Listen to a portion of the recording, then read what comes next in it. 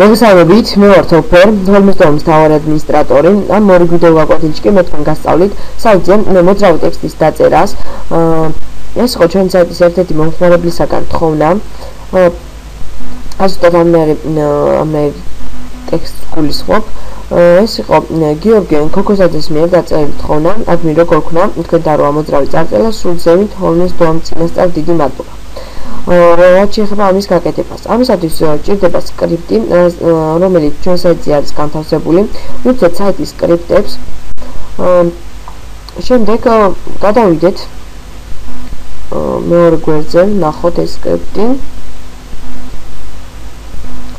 და აი როგორც ხედავთ, უკვე არის ეს სიახლეა.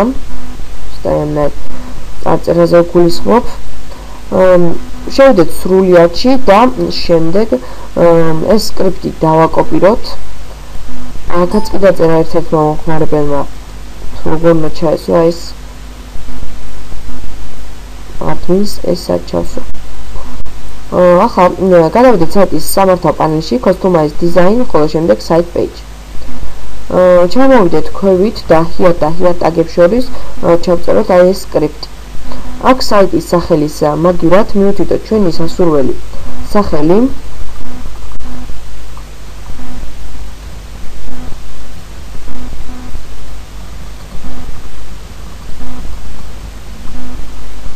დავასეიროთ.